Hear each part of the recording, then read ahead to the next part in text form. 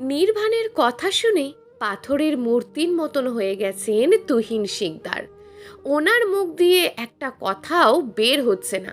মুক্তা শিকদার নিজেও কিছু বলতে পারছেন না। থমথমে চেহারায় তাকিয়ে আছেন দুজনের দিকে।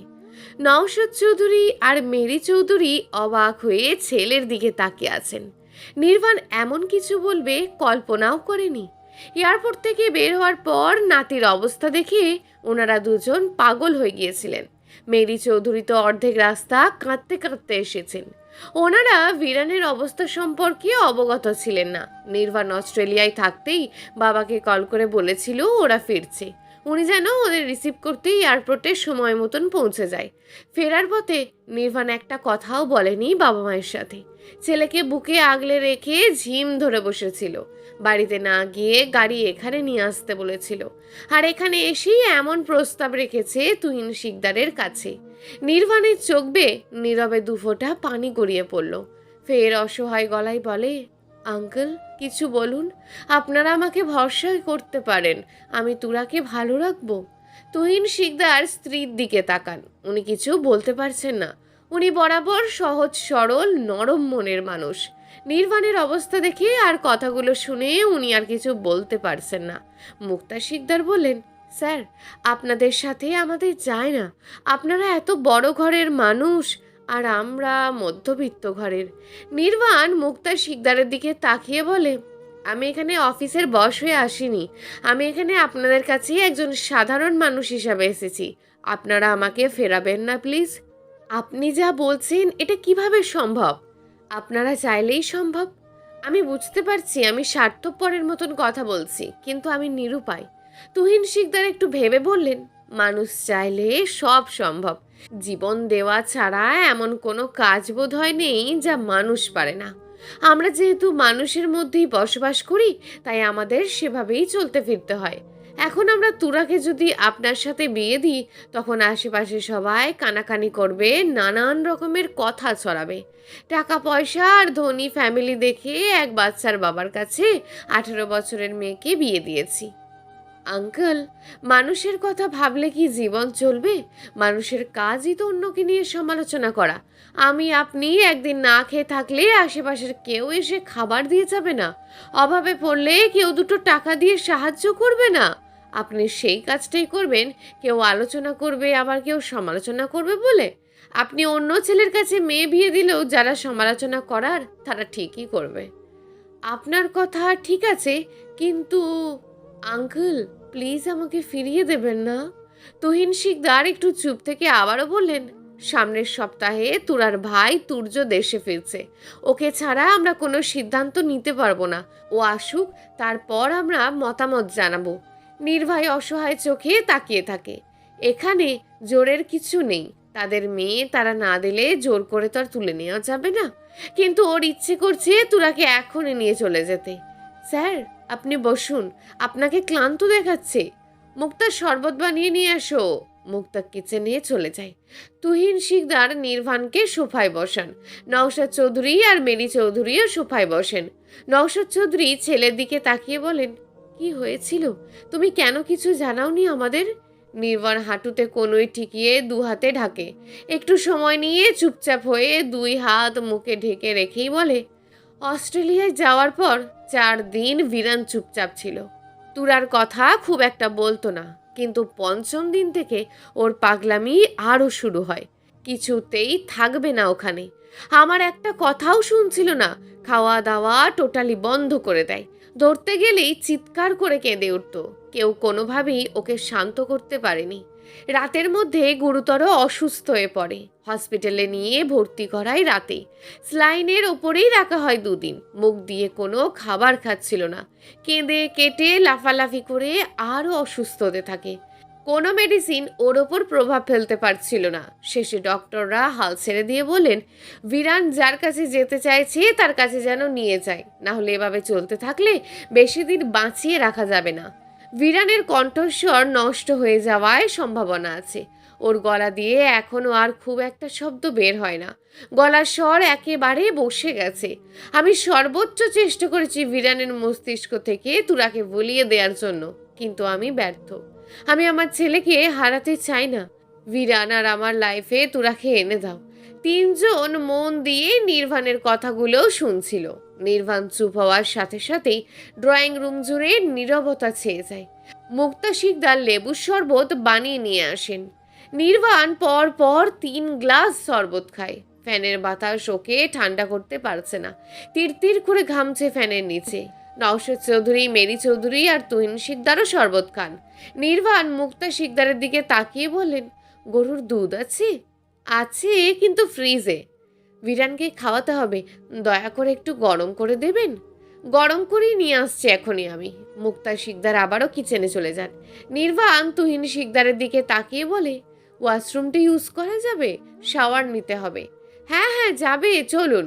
নির্বাণ বাবার দিকে তাকিয়ে বলে, আমার সুটকেস গাড়িতে রয়েছে, ড্রাইভারকে বলছি এখানে দিয়ে যাবে। নির্বাণ ঝুঁকে পড়ে 2 হাত দিয়ে মুখ ঢেকে বসে থাকে।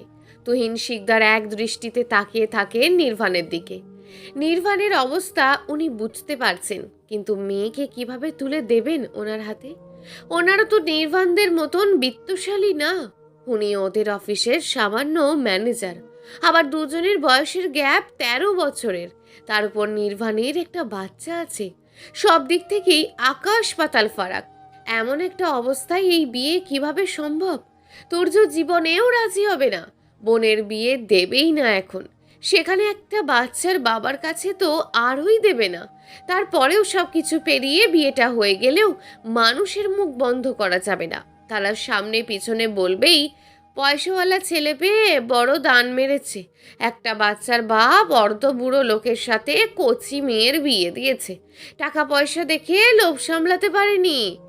ড্রাইভার সুটকেস দিয়ে যায়। নির্বাণ সুটকেস খুলে ভিতর থেকে ট্রাউজার টি শার্ট বের করে, কিন্তু টাওয়াল নেই ভিতরে। বিভা টাওয়ালটা দিতে ভুলে গেছে হয়তো। তুহিন শিকদার নতুন একটা টাওয়াল নিয়ে আসে রুম থেকে। 2 দিন আগেই এনেছেন, এখনো ইউজ করা হয়নি। নির্বাণ ড্রয়িং রুমের সাথে থাকা ওয়াশরুমে প্রবেশ করে। তুহিন শিকদার ভিতরেরটায় যেতে বললেও নির্বাণ যায়নি। শাওয়ার নিয়ে বেরিয়ে দেখে মুক্তা শিকদার দুধ গলিয়ে গরম করে নিয়ে এসেছেন। নির্বাণ সুটকেস থেকে ভিরানের মেডিসিন সহ প্রয়োজনীয় সবকিছু নিয়ে তুরার রুমের দিকে এগিয়ে যায়। ওর পিছন পিছন বাকি 4জন রুমের মধ্যে এসে গলা খাকারি দেয়। সামনে ধীরে প্রবেশ করে ভিতরে। তুরা ভিরানের শিয়রে বসে আছে। কেঁদে কেঁদে চোখ মুখ ফুলিয়ে ফেলেছে। অন্যের কষ্ট দেখলে ওর ভীষণ কষ্ট লাগে।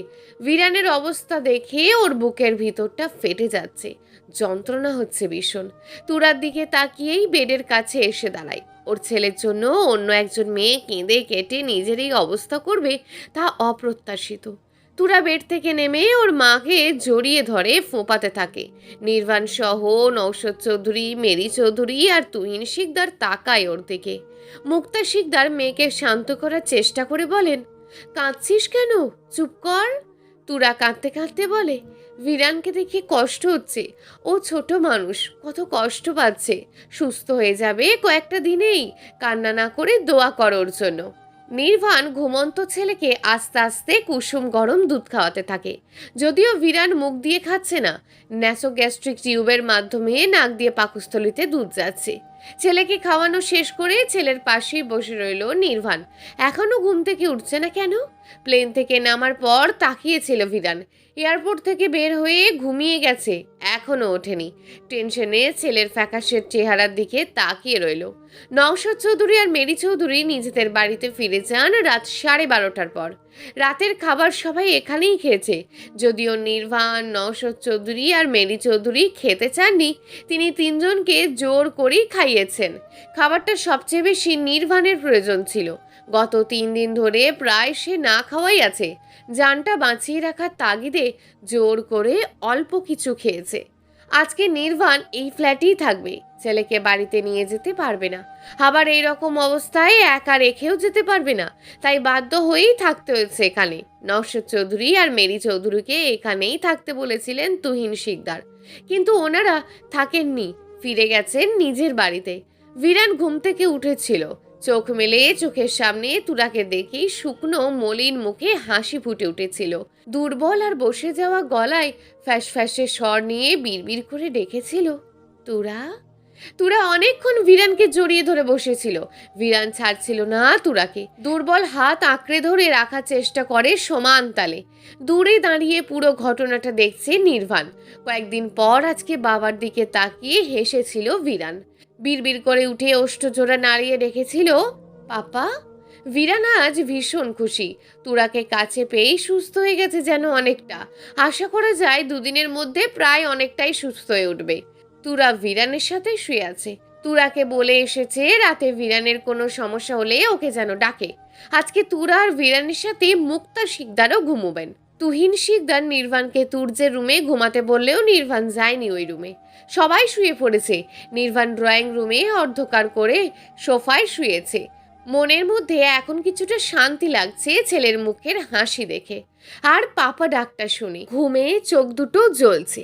ঘুমানোর আগে ওপরের দিকে তাকিয়ে বিড়বিড় করে বলে, হে ওপরবালা, যদি তুরা আমাদের কপালে লেখা থাকে তবে দ্রুত ওকে আমাদের জীবনে দিয়ে দাও।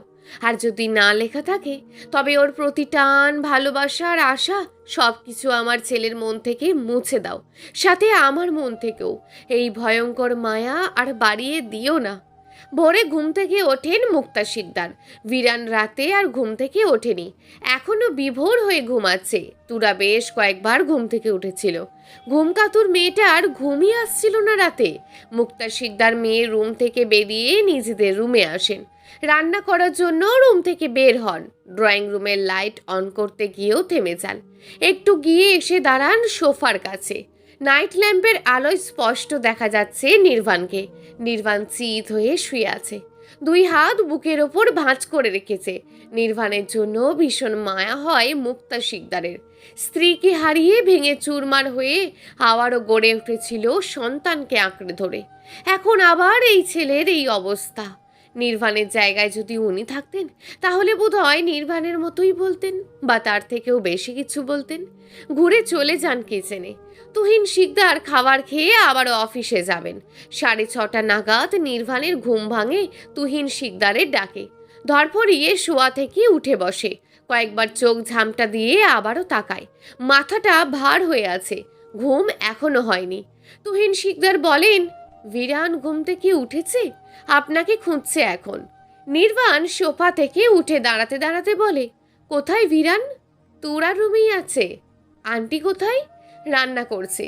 নির্বাণ তুরার রুমের দিকে আগায়। পিছন পিছন তুহিন শিকদার নিজেও আগান। রুমে এসে দেখে তুরা উবু হয়ে বসে ভিরানের সাথে কথা বলছে। ভিরান খুশি হয়ে তাকিয়ে আছে তুরার মুখের দিকে। তুরার একটা হাত ওর হাতে জড়িয়ে ধরে রেখেছে। নির্বাণ দূরে দাঁড়িয়ে থেকেই ছেলেকে ডাকে, পাপা। ভিরান পাপার দিকে তাকায়, মুখে হাসি আরো কয়েক গুণ বেড়ে যায়। তুরা বেড থেকে নেমে দাঁড়ায়। নির্বাণ ছেলের কাছে এগিয়ে এসে কোলে তুলে নেয়। ভিরান বাবার গলা জড়িয়ে ধরে কাঁধে মাথা রাখে। তুরা ওর কাছে থাকলেও বাবা ভীষণ মিস করছিল। ওর বাবা আর তুরা দুজনকেই চায়। নির্বাণ ছেলের মাথা পিঠে হাত বুলিয়ে বলে, ওয়াশরুমে চাপ আসেনি? ভিরান মাথা তুলে বাবার মুখের দিকে তাকায়, মাথা নাড়িয়ে হ্যাঁ বলে। নির্বাণ ছেলেকে নিয়ে রুম থেকে বের হতে নিলে তুহিন শিকদার তুরার ওয়াশরুম দেখিয়ে দেন। নির্বাণ রুম থেকে বের না হয়ে তুরার ওয়াশরুমেই প্রবেশ করে। ছেলেকে ফ্রেশ করিয়ে নিয়ে রুমে ফিরে আসে। বেডের ওপর শুয়ে রেখে ড্রয়িং রুমে আসে। সোফার ওপরে রাতে টাওয়ালটা রেখেছিল সেটা তুরা রুমে ফিরে নিয়ে আসে। আবার টাওয়াল ভিজিয়ে এনে ভিরানের হাত, গা, পা মুছিয়ে দেয়। পাপা তুমি শুয়ে থাকো, আমি ফ্রেশ হয়ে এসে খাইয়ে দেব। মাথা নাড়ায় ভিরান। নির্বাণ রুম থেকে বেরিয়ে যায়। অল্প সময়ের মধ্যে ফ্রেশ হয়ে আবারও এসে দাঁড়ায় তুরার সামনে। তুরা ভিরানের পাশে বসে গল্প শোনাচ্ছে। তুহিন শিকদার নেই রুমে।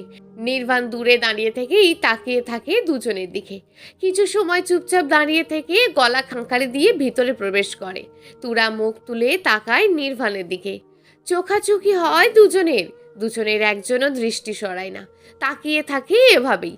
নির্বাণের মলিন চেহারা পীড়া দেয় তুরাকে। ভাবতে না চাইলেও নির্বাণ চলে আসে ভাবনায়। নির্বাণ কাছে এগিয়ে আসতেই তুরা জড়সড় হয়ে বসে। তুরার সামনেই বসে নির্বাণ। ঘুম কম হওয়ার কারণে তুরার চোখ দুটো পরিবর্তন হয়ে গেছে। নির্বাণ ছেলেকে খাইয়ে দিয়ে মেডিসিন খাইয়ে দেয়। 10টা নাগাদ হসপিটাল নিয়ে যাবে। মুক্তা শিকদার নির্বাণকে বলেন, স্যার চলুন খাবার খেয়ে নেবেন। নির্বাণ ঘাড় ঘুরিয়ে তাকায়, তারপর বলে, আমি আঙ্কেলের বস, তাও অফিসের। অফিসের বাইরে আমি কারোর বস না, আপনি আমাকে নাম ধরেই ডাকবেন। খাবার বেড়েছি, চলুন আপনারা খেয়ে নিন, আমি হসপিটাল যখন যাব তখন খেয়ে নেব বাইরে থেকে। বাইরের থেকে কেন খাবেন? আমি রান্না করেছি আপনার জন্য, আপনি না খেলে কষ্ট পাবো আমি। নির্বাণ একটু চুপ থেকে বলে, আপনারা খেয়ে নিন, আমি একটু পর খাবো। পরে কেন? খাবার ঠান্ডা হয়ে যাবে তো। সবাই বলে গেল ভিরান তো একা খাবে, তুরা ভিরানের কাছে বসে থাকবে, আপনি চলুন। তুরা খাবে না? ও আগে খেয়ে আসুক, তারপর খাচ্ছি। মুক্তা শিকদার একটু ভিতরে ভিরানকে নিজের কোলে তুলে নেন। ধরতে গেলে নির্বাণ এখন এই বাড়িরই গেস্ট, আর গেস্টকে রেখে আগে আগে খেয়ে ওঠা মোটেই ভালো দেখায় না। আসুন এখন, তুরা আয়। মুক্তা শিকদার আগে আগে এগিয়ে যান। নির্বাণ তুরার দিকে তাকিয়ে বেড থেকে নেমেই বেরিয়ে যায়।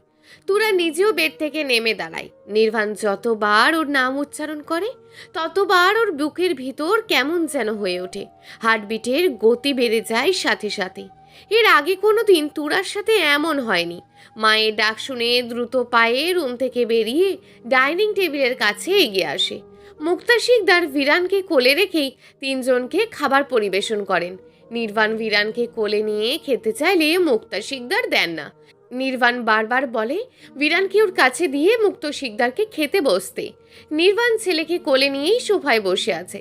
তুরাকে নিজের সামনে থেকে সরতে দিচ্ছে না ভিরান।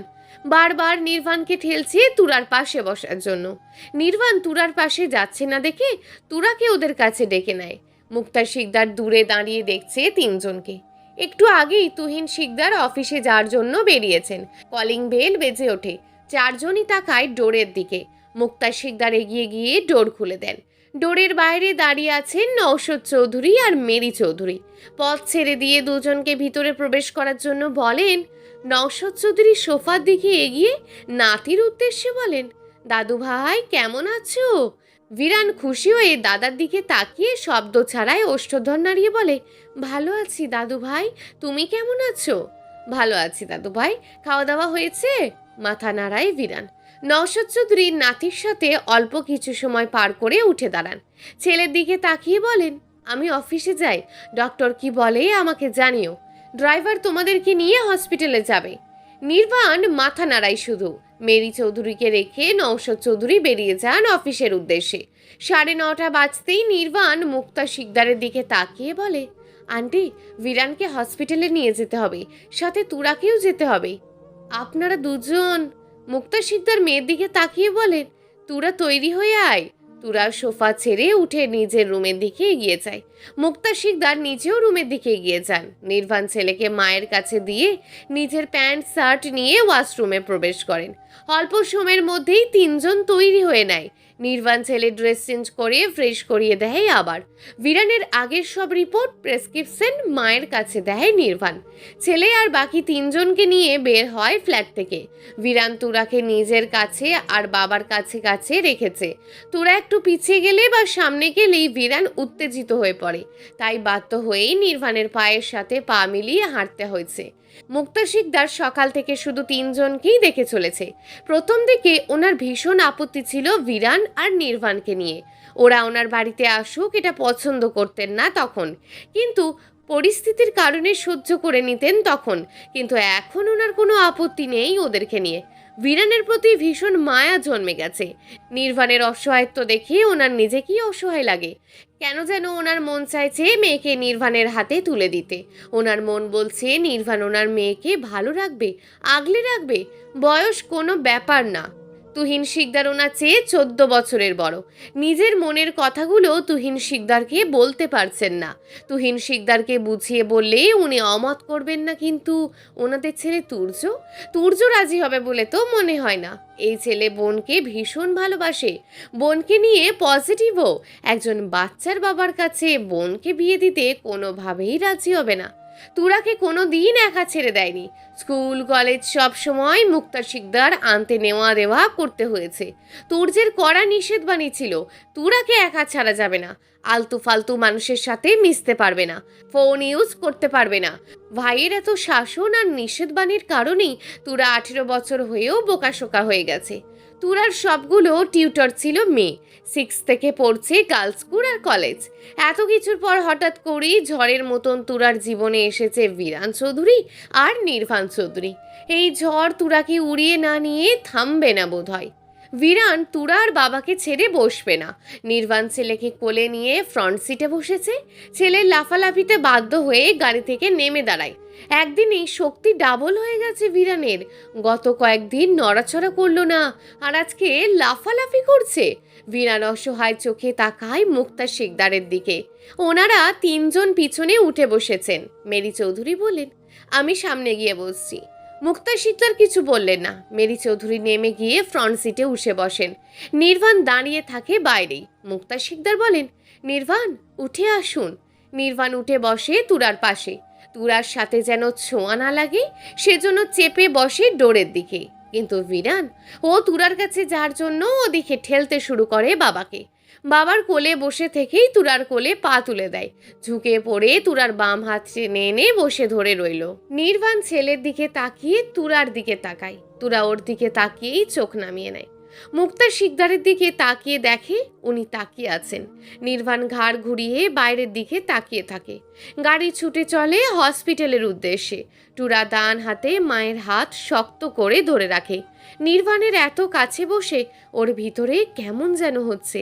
হৃদয়ে অদ্ভুত অনুভূতি হচ্ছে। কম্পন সৃষ্টি হয়েছে বুকে। সকাল থেকে নতুন নতুন অনুভূতির সম্মুখীন হচ্ছে অষ্টাদশী যুবতী তুরা। রাত 3টে। তুর্যকে নিয়ে আধ ঘন্টা আগেই ফ্ল্যাটে ফিরেছেন শিকদার ফ্যামিলি। তুর্য বাবা মা বোনের সাথে সময় কাটিয়ে একটু আগেই ওয়াশরুমে গেছেন শাওয়ার নিতে। দীর্ঘ জার্নিতে ক্লান্ত হয়ে গেছে। 20 মিনিট পর 4 জন আবার ড্রয়িং রুমে উপস্থিত হয়। সবাই চেঞ্জ করে ফ্রেশ হয়ে এসেছেন। 4 জন হাসি খুশিতে ডাইনিং টেবিলে বসে খাবার খেতে। মুক্তা শিকদার এয়ারপোর্টে যাওয়ার আগে রান্না করে রেখে গিয়েছিল। ছেলের পছন্দের আইটেম রান্না করেছেন আজ। দীর্ঘ 7 বছর পর ছেলে আজ বাড়িতে ফিরছে। তরুণ ছেলেটি এখন আর তরুণ নেই, পরিপক্ক একজন যুবকে পরিণত হয়েছে। মসৃণ গালে ঘন কালো চাপ দাড়ি রয়েছে। শুকনো চিকন দেহখানা এখন লম্বা চওড়া বলিষ্ঠ গড়নের হয়েছে। গায়ের রং আগের চেয়ে অনেক বেশি উজ্জ্বল হয়েছে। গলার স্বর ভারী হয়েছে। আগের তুর্য আর এখনকার তুর্যের মধ্যে আকাশ পাতাল ফারাক। বিরান ঘুমিয়ে যাওয়ার পর নির্বাণ ওকে নিয়ে গেছে 10টার পর। 2 দিন ধরে বিরান ঘুমিয়ে যাওয়ার পর নিজের বাড়িতে নিয়ে যায় নির্বাণ। সকালে আবার দিয়ে যায়। বিরান এখনো প্রায় সুস্থ। নির্বাণ এখন অফিসে যাওয়া আসা করে। অফিসের দায়িত্ব নিজের কাঁধে তুলে নিয়েছে আবার। খাওয়া দাওয়া শেষ হওয়ার পর তুর্য সোফায় বসে বাবা আর বোনের সাথে। তুরা বড় ভাইয়ের গলা জড়িয়ে ধরে বসে। তুর্য এক হাত দিয়ে বোনকে জড়িয়ে ধরে মাথায় চুমু খেয়ে বোনের মাথার সাথে মাথা টেকিয়ে মিষ্টি সরে ডাকে, পড়ি। তুরা হেসে ভাইকে আরো শক্ত করে ধরে সাড়া দেয়, তুই তো অনেক বড় হয়ে গেছিস, এখন আর কোলে নেওয়া যাবে না। কোলে না নিতে পারলে কাঁধে নেবে। কে বলে তোর মাথায় বুদ্ধি কম? আব্বু আম্মু। তুর্য শব্দ করে হেসে ওঠে। তুহিন শিকদারও নিজেও হেসে ওঠেন। মুক্তা শিকদার ডাইনিং টেবিল গুছিয়ে রেখে সোফার দিকে আস্তে আস্তে বলেন, কি দেখে এত হাসা হচ্ছে? তুর্য মায়ের দিকে তাকিয়ে বলে, তোমরা দুজন বলো আমার পরীর মাথায় নাকি বুদ্ধি কম, কিন্তু আমার পরীর মাথায় তো অনেক বুদ্ধি। তোর পরীর মাথায় সবসময় আজরাইয়া আর আজগুবি বুদ্ধি। তুরা গাল ফুলিয়ে বলে, মিথ্যে কথা। তুর্য বোনের গাল দুটো টিপে দিয়ে বলে, আমার পরীর ওপর মিথ্যে দোষ কেন দাও তোমরা? মিথ্যে দোষ নাকি সত্যি দোষ সেটা আগামী 2 দিনের মধ্যেই বুঝতে পারবি। তুরা বোনকে আর একটা চুমু খেয়ে বলে, আমি তোকে অনেক মিস করেছি পরী। আমিও তোমাকে অনেক মিস করেছি ভাইয়া। তুর্যের বোনের মুখের দিকে তাকিয়ে থাকে এক দৃষ্টিতে। বোনটা ওর ভীষণ আদুরে। বোনটা জন্ম নেওয়ার পর তুর্য এত বেশি খুশি হয়েছিল যে বলার মতন না। একদম সাদা ধপধপে ফর্সা ছোট্ট একটা পরীর মতন শিশুকন্যাকে তুর্যের কোলে তুলে দিয়েছিলেন তুর্যের বাবা। বোনের মুখের দিকে তাকিয়ে তুর্যের মুখ দিয়ে প্রথম শব্দ বেরিয়ে এসেছিল, পরী। একটু থেমে আবারও বলেছিল, আব্বু ওকে পরীর মতন দেখা যায়। সেদিনের থেকে আজ পর্যন্ত বোনকে পরি বলেই ডাকে। বোন হওয়ার খুশিতে আত্মহারা হয়ে টানা 15 দিন স্কুলে যায়নি। ওকে কোনোভাবেই স্কুলে পাঠাতে সক্ষম হয়নি তুহিন শিকদার আর মুক্তা শিকদার। ভিন দেশে পাড়ি জমানোর সময় বোনের জন্যই বেশি কষ্ট হয়েছিল তুর্যের। বিশাল এক শূন্যতা ঘিরে ধরেছিল এতগুলো বছর। বাবা মায়ের সাথে কথা বলতে বলতে তুর্যের নজর পড়ে টি টেবিলের নিচে। পা বাড়িয়ে টি টেবিলের নিচ থেকে বের করে আনে ছোট্ট একটি খেলনা গাড়ি। কপাল ভুরু কুঁচকে গাড়িটা হাতে তুলে নেয়। বোনকে দেখিয়ে বলে, তুই কি এখনো ছোট ছেলেদের খেলনা নিয়ে খেলিস? তুরা দুদিকে মাথা নাড়িয়ে বলে, এটা আমার না তো, এটা ভিরানের। অপরিচিত নাম শুনে তুর্যের কপালে ভাঁজ পড়ে বেশ কয়েকটা। কে ভিরান? ছেলের প্রশ্নে তুহিন শিকদার আর মুক্তা শিকদার চুপ হয়ে থাকেন। তুরা বলে, আব্বুর অফিসের বসের ছেলে, ওর খেলনা এখানে কেন? মুক্তা শিকদার হাজবেন্ডকে ইশারা করেন সব কিছু বলার জন্য। তুহিন শিকদার কিছু না বলে চুপ হয়ে থাকেন। তুর্য বাবা মায়ের দিকে তাকিয়ে বলেন, কি ইশারা করছো দুজনে? কিছু লোকাচ্ছ নাকি আমার কাছ থেকে? মুক্তা শিকদার বলে, না না, কি লোকাবো, কিছু লোকাচ্ছি না। তাহলে আমার প্রশ্নের উত্তর দাও তোমরা। মুক্তা শিকদার সাহস জুগিয়ে থেমে পুরো ঘটনাটা খুলে বলেন প্রথম থেকে। পুরোটা চুপচাপ শোনে তুর্য। তুরা আজকে জানতে পারল নির্বাণ ওকে বিয়ে করার প্রস্তাব দিয়েছে। এতদিন জানতোই না এই কথা। তুর্য গম্ভীর স্বরে বলে, তোমরা কি বলেছ? আমরা এখনো কিছু বলিনি। আকস্মিক চিৎকার করে ওঠে তুর্য। ভয় পেয়ে তুরা ভাইয়ের গলা ছেড়ে দেয়। তুর্য চিৎকার করে বলে, কেন বলনি? কিসের জন্য চুপ করে আছো তোমরা? আগামীকাল সকালে ওদের সাফ সাফ না করে দেবে। আর ওই বিরান আর ওর বাপ যেন এই ফ্ল্যাটে না আসে সেটাও বলে দেবে স্পষ্ট করে। আগামীকাল যেন চৌধুরী বাড়ির কাউকে যেন না দেখে এখানে। খেয়ে দে কাজ নেই, এক বাচ্চার বাপের কাছে বোনকে বিয়ে দেব? একটু থেমে তুরার দিকে তাকিয়ে বলে, যা গিয়ে ঘুমা, আর ভুলে ওদের কানের সামনে যাবি না। তুরা ভয় পেয়ে সুসুর করে উঠে নিজের রুমের দিকে এগিয়ে যায়। তুর্যর আগে গজগজ করতে করতে হাতে থাকা ঘড়িটা ছুঁড়ে ভেঙে ফেলে। বাবা মায়ের দিকে রক্তচক্ষু নিক্ষেপ করে নিজের রুমের দিকে এগিয়ে যায়। মেজাজটাই খারাপ করে দিল। বাবা মায়ের কথা শুনে রাগে মাথা ফেটে যাচ্ছে। তুর্য রুমে ঢুকে শব্দ করে ডোর লাগায়। পুরো ফ্ল্যাট যেন কেঁপে ওঠে আরও একবার। মুক্তা শিকদার হাজবেন্ডের দিকে তাকান। তুহিন শিকদার গম্ভীর হয়ে ওনার দিকে তাকিয়ে আছেন। মুক্তা শিকদার বলেন, জন্মেছে আমার পেট থেকে আর হয়েছে নানা দাদার মতন। যতটা ভেবেছিলাম তার চেয়েও বেশি রেগে গেছে। ওনাদের কিভাবে নিষেধ করব এখানে না আসতে? বাচ্চা ছেলেটা আবারও অসুস্থ হয়ে পড়বে। এমন পরিস্থিতি কেন আসে যখন কিছু করার থাকে না? মুক্তা শিকদার চুপ হয়ে থাকেন। তুর্য এখন সেই বিহেভ করলো তাতে চৌধুরী বাড়ির কেউ আসলে নির্ঘাত তাকে অপমান করবে এই ছেলে। তুহিন শিকদার উঠে দাঁড়িয়ে বলেন, যা হবার আগামীকালই হবে। এখন ঘুম পেয়েছে, চলো, সকালে আবার অফিসে যেতে হবে। লাইট অফ করে হাজবেন্ডের পিছন পিছন রুম থেকে চলে যান মুক্তা শিকদার। তুরা বেডে শুয়ে আছে, কিন্তু ঘুম নেই ওর দু চোখে। ভাইয়ের এমন রাগ দেখে ওর বুকের ভিতর এখনো কাঁপছে। ভীষণ ভয় পেয়েছে বেচারি। অত জোরে কেউ চিৎকার করে ওঠে। নির্বাণের কথা স্মরণ হয়। কম্পিত বুকে জোরে জোরে শব্দ করতে শুরু করে। ডান হাতটা বুকের বাঁ পাশে চেপে ধরে। কেমন করছে বুকের ভিতর। চোখ বন্ধ করতেই ফর্সা লম্বা চওড়া বলিষ্ঠ গড়নের নির্বাণ ভেসে ওঠে। পুরুষটা ওর সামনেই যেন দাঁড়িয়ে আছে গম্ভীর চোখে মুখে। এক দৃষ্টিতে তাকিয়ে আছে ওর দিকে। নির্বাণ ওর দিকে কদম আগাতেই ফট করে চোখ মেলে তাকায় তুরা। আশেপাশে নজর বুলাই, কেউ নেই রুমে। এইসব ওর ভ্রম ছিল, নিছকই কল্পনা। কাঁথা দিয়ে পা থেকে মাথা পর্যন্ত ঢেকে কোল বালিশ জড়িয়ে ধরে চুপ হয়ে থাকে। চোখের সামনে আবারও ভেসে ওঠে ভিরান আর নির্বাণ। এই দুজন এখন কিছুতেই মস্তিষ্ক থেকে বের হচ্ছে না। 9টা নাগাদ ঘুম থেকে উঠে ফ্রেশ হয়ে ড্রয়িং রুমে আসে তুর্য। মুক্তা শিকদার সোফায় বসে টিভি দেখছেন। ছেলেকে দেখেই টিভি অফ করে দিয়ে উঠে দাঁড়ান। ছেলের সাথে কথা বলতেও এখন ভয় ভয় লাগছে। আবার না চিৎকার করে ওঠে। তুর্য মায়ের দিকে তাকিয়ে স্বাভাবিক স্বরে বলে, পরি কোথায়? ঘুম থেকে ওঠেনি এখনো? আব্বু খেয়ে অফিসে চলে গেছে। তুই খেতে আয়, বাড়তে থাকো, আমি পরীকে তুলে নিয়ে আসছি। ঘুমাচ্ছে, ঘুমাক না। মায়ের কথা শোনে না তুর্য। বড় বড় কদমে এগিয়ে যায় বোনের রুমের দিকে। এতগুলো দিন পর বাড়িতে এসেছে, বোনকে রেখেই খেয়ে উঠবে নাকি? মুক্তা শিকদার ফোঁস করে শ্বাস ছেড়ে ডাইনিং টেবিলের কাছে এগিয়ে যান। অন্যদিন সকাল 8টার মধ্যেই ভিরান চলে আসে। আজকে এখনো আসেনি। তুহিন শিকদার বোধহয় না করেছেন ওনাদের এই বাড়িতে না আসতে। তুর্য বোনের রুমে এসে দেখে তুরা এলোমেলো হয়ে ঘুমিয়ে আছে। রুমের জানালা খুলে দিয়ে ব্যালকনির ডোরও খুলে দেয়। আবছা আলো এই রুমটা এখনো পুরোপুরি আলোকিত। এগিয়ে এসে নাইট ল্যাম্প অফ করে বোনকে ডাকতে শুরু করে।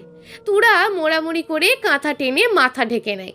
ঘুম জড়ানো কণ্ঠে বলে, আব্বু ঘুম হয়নি, পরে উঠবো, যাও এখন। তুর্য বোনের ওপর থেকে কাঁথা টেনে সরিয়ে নিতে নিতে বলে, পড়ি আমি আব্বু না, ওঠ, চোখ খোল। চোখ মেলে ভাইয়ের দিকে তাকিয়ে আবারও চোখ বন্ধ করে নেয়। ভাইয়া ঘুম হয়নি আমার। হে আবার ঘুমাবি, ওঠ। তুর্য টেনে তুলে বসায় তুরাকে। তুরা ভাইয়ের শরীরের সাথে ঠেস দিয়ে বসে ঝিম ধরে। বেচারি ঘুমে চোখ মেলতে পারছে না। ভাইয়ের টানাটানিতে বেড থেকে নেমে ওয়াশরুমে প্রবেশ করে। সাদের ঘুমটা দিল ভাঙিয়ে। তুর্য বোনের বিছানা গুছিয়ে ঠিকঠাক করে রুম থেকে বেরিয়ে যায়। ওয়াশরুমে বসে রাতের ঘটনাটা স্মরণ হয় তুরার। এতক্ষণ তো সব ভুলেই গিয়েছিল। তুর্যের কথা শুনে তো স্বাভাবিকই লাগলো, রাগ বোধ হয় কমে গেছে। কটা বাজে? ভিরান আজ এখনো আসেনি, নাকি এসেছিল ওর ভাই তাড়িয়ে দিয়েছে? ওর কাছে না আসতে পারলে তো ভিরান আবারও অসুস্থ হয়ে পড়বে। ওকে ছাড়া কিভাবে থাকবে ভিরান? ভিরানকে একদিন দেখতে না পারলে তো তুরা নিজেও থাকতে পারবে না এখন। ফ্রেশ হয়ে ড্রয়িং রুমে এসে দেখে তুর্য সোফায় বসে আছে চুপচাপ। তুরা আসতেই তুরাকে সাথে নিয়ে ডাইনিং টেবিলে খাবার খেতে বসে। তুরা মায়ের দিকে তাকিয়ে বলে, আম্মু তুমিও বসো, তোরা খেয়ে নে, আমি পরে খাবো। তুর্য মায়ের হাত ধরে টেনে চেয়ারে বসিয়ে দিয়ে বলে, পরে কেন, এখনই খাবে আমাদের সাথে। ছেলের কথা শুনে নিজের প্লেটে একটা ডিম ভাজি তুলে নেন। রুটি ছিঁড়ে ডিম ভাজি দিয়ে মুখে পুড়তে পুড়তে তুরা মায়ের মুখের দিকে তাকায়। ভাইয়ের ভয়ে মুখ ফুটে কিছু জিজ্ঞেস করতে পারছে না। মুক্তা শিকদার নিজেও মেয়ের মুখের দিকে তাকান। মেয়ের চোখ মুখ দেখেই বুঝতে পারছেন মেয়ে কি বলতে চাইছে। ছেলের সামনে থাকায় কিছু বলতে পারলেন না। কোনো কথা ছাড়াই তিনজনের খাওয়া শেষ হয়। তুর্য খাওয়া শেষ করে চেয়ারেই বসে থাকে। তুরা অলস ভঙ্গিতে নিজের খাওয়া শেষ করে। মায়ের খাওয়া শেষ হতেই তুর্য প্রশ্ন ছুড়ে দেয়, চৌধুরী বাড়ি থেকে কেউ এসেছিল? মুক্তা শিকদার দুদিকে মাথা নাড়িয়ে বলে, না, কেউ আসেনি। নিষেধ করেছিলে? তোর আব্বু বলেছে বোধহয়। পড়ি আয়। চেয়ার ছেড়ে উঠে ভাইয়ের পিছন পিছন সোফার কাছে এগিয়ে আসে। তুর্য ড্রয়িং রুমের এক পাশে রাখা সুটকেস টেনে এনে সোফার সামনে রাখে একটা। রুম থেকে চাবি এনে লক খোলে। তুরা ভাইয়ের পাশে ফ্লোরে ল্যাটা দিয়ে বসে পড়েছে। ভিতর থেকে প্রথমেই বের করে নামি দামি সব চকলেট। সুটকেসের অর্ধেক শুধু চকলেট দিয়েই ভর্তি। চকলেটগুলো দেখে খুশিতে তুরার চোখ মুখ জলজল করে ওঠে। সবগুলো চকলেট তুরার কোলের ওপর দেয় তুর্য। তুরার পা চকলেটের নিচে ঢাকা পড়ে যায়। তুরা খুশিতে গদগদ হয়ে বলে, এই সবগুলো আমার? হ্যাঁ, আরও আছে, অনেক দিন খেতে পারবো তাহলে। খুশিতে আত্মহারা বোনকে টেনে গালে একটা চুমো খায় তুর্য। তুরা নিচেও ভাইকে টেনে ভাইয়ের খোঁচা খোঁচা দাড়িওয়ালা গালে চুমো খায় দুটো। একটা ঘড়ি বের করে তুরার হাতে পরিয়ে দেয়। তুরা হাত উল্টে পাল্টে দেখে ঘড়িটা অনেক পছন্দ হয়েছে। এমন ঘড়ির আশা অনেক আগে থেকেই ছিল তুরার। বাবা মায়ের সাথে মার্কেটে গিয়েও কয়েকবার খুঁজেছিল, কিন্তু পায়নি। তুরা আরও একটি ব্ল্যাক কালার ঘড়ি বের করে তুরার সামনে রাখে। এবার আনন্দে যেন ফেটে পড়বে তুরা। চকলেট খেতে খেতে ঘড়িটা হাতে নিয়ে উল্টে পাল্টে দেখে। চকলেট নিজে খাওয়ার পাশাপাশি ভাইকেও খাওয়ায়। তুর্য সুটকেসে সব কিছু বের করে তুরার সামনে রাখে। তুরা একবার ভাই, একবার মা, আর একবার সামনে থাকা সব কিছুর দিকে তাকায়। খুশিতে এখন যেন পাগলই হয়ে যাবে। একটা চকলেট মায়ের দিকে এগিয়ে দিয়ে বলে, আম্মু চকলেট খাও। তুই খা। তুমিও খাও, ধরো। মুক্তা শিকদার চকলেটটা হাতে নিয়ে খেতে শুরু করেন। না খাওয়া পর্যন্ত তো মেয়ে ছাড়বে না ওনাকে। দ্বিতীয় সুটকেসটা এনে খোলে তুর্য। এটাতে বাবা মায়ের জন্য অনেক কিছু এনেছে। বাবাকে নিজের হাতে দেওয়া হলো না। রাতেই খুলতে চেয়েছিল, কিন্তু রাগের কারণে আর খোলেনি। তখন এতই রাগ উঠেছিল যে ভুলে গিয়েছিল সুটকেসের কথা। 11টা নাগাদ ময়লা পলিথিন হাতে নিয়ে ফ্ল্যাট থেকে বের হন মুক্তা শিকদার। ময়লা ফেলে দিয়ে এসে দুপুরের খাবার রান্না করবেন। ডাস্টবিনে ময়লা ফেলে গেটের দিকে এগিয়ে আসেন। ভিতরে প্রবেশ করার আগেই পিছন থেকে নওশাদ চৌধুরী গলার স্বর শুনতে পান। পিছন ফিরে তাকিয়ে দেখেন ভিরানকে কোলে নিয়ে গাড়ি থেকে নেমে আসছেন উনি। রাস্তা পার হয়ে এসে দাঁড়ান মুক্তা শিকদারের সামনে। আপনি এখানেই আছেন? ভালো হয়েছে, আমাকে আর কষ্ট করে ভেতরে যেতে হলো না। অফিসে ইম্পর্টেন্ট মিটিং আছে, আমার জন্য মিটিং আটকে আছে। আপনি ওকে নিয়ে যান, আমি অফিসে যাই। মুক্তা শিকদারকে কিছু বলার সুযোগ না দিয়ে ভিরানকে ওনার কোলে তুলে দিয়ে দ্রুত গাড়িতে উঠে চলে যান নওশাদ চৌধুরী। নাতিকে এখানে পৌঁছে দেওয়ার চক্করে মিটিং আটকে রয়েছে ওনার জন্য। মুক্তা শিকদার ভিরানকে কোলে নিয়ে ফ্ল্যাটের দিকে এগিয়ে যান। ভেবেছিলেন ভিরান আজকে আসবেন না, এত দেরি করে কেন আসলো আজ? ছেলেকে কি জবাব দেবেন এখন? তুর্য যদি ভিরানের সামনে চিৎকার চেঁচামেচি শুরু করে, ভিরান তো ভয় পেয়ে যাবে। ভয়ে ভয়ে ভিরানকে কোলে নিয়ে ফ্ল্যাটের ভিতর প্রবেশ করলেন। কোল থেকে নামিয়ে দিয়ে ডোর লক করেন। ভিরান সোফার দিকে তাকিয়ে দেখে তুর্য দাঁড়িয়ে আছে। খুশি হয়ে মামা বলে এক দৌড়ে গিয়ে তুর্যের দুই পা জড়িয়ে ধরে। এমন দুর্ঘটনায় তুর্য থ হয়ে দাঁড়িয়ে আছে। কে এই ছেলে, আর ওকে মামা বলে ডাকছে কেন? মাথা নিচু করে ভিরানের দিকে তাকায়। ভিরান তুর্যের মুখের দিকে তাকিয়ে দুই হাত বাড়িয়ে দিয়ে বলে, মামা কোলে। তুর্য তাকিয়ে দেখে বাচ্চা ছেলেটাকে, দেখতেই কেমন আদর আদর লাগছে। ভীষণ কিউট, মায়াবী আর সরল চাহনি। গলার স্বর এমন কেন? কি হয়েছে কণ্ঠস্বরে? ভিরান আবার ডাকে, মাম্মা কোলে নাও। কোলে তুলে নেয় তুর্য। ভিরান শক্ত করে তুর্যের গলা জড়িয়ে ধরে কাঁধে মাথা রাখে। দু পা দিয়ে পেঁচিয়ে ধরে তুর্যের কোমর। তুর্যের চারপাশে সবকিছুই যেন হঠাৎ করে শান্ত হয়ে গেছে। নিজের অজান্তেই জড়িয়ে ধরে ভিরানকে। অদ্ভুত অনুভূতি হচ্ছে, ভালোও লাগছে।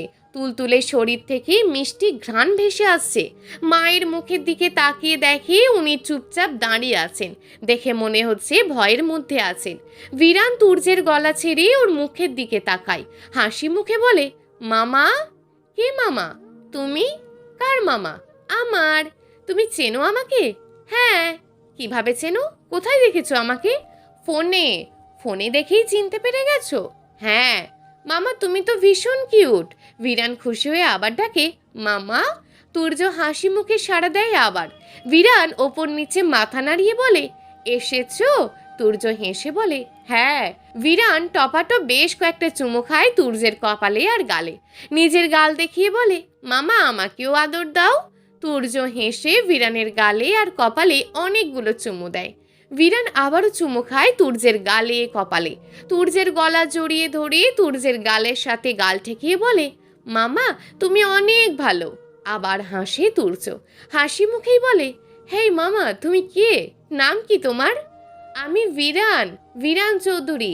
তুর্যের হাসি হাসি মুখে হঠাৎ করেই অন্ধকার নেমে আসে। রাগী চোখে তাকায় মায়ের দিকে। মুক্তা শিকদার ভয় জড়ানো কণ্ঠে বলেন, বাবা ওকে ছুঁড়ে মারিস না, মরে যাবে বাচ্চা ছেলেটা। বাচ্চাটা এমনিতেই অসুস্থ, মাথা ঠান্ডা রাখ বাবা। চলবে। গল্প ভাঙা পাঁচরে বসন্ত, লেখিকা সানা শেখ। প্রিয় দর্শক বন্ধুরা, এই গল্পটি চলমান এবং এখনও বেশ কয়েকটি পর্ব দেওয়া হবে। পরবর্তী পর্বগুলো নিয়মিত পেতে আমাদের চ্যানেলটিকে অবশ্যই সাবস্ক্রাইব করে রাখবেন। দেখা হবে পরবর্তী ভিডিওতে। ততক্ষণ ভালো থাকুন, সুস্থ থাকুন এবং নিজের পরিবারের খেয়াল রাখুন। ধন্যবাদ।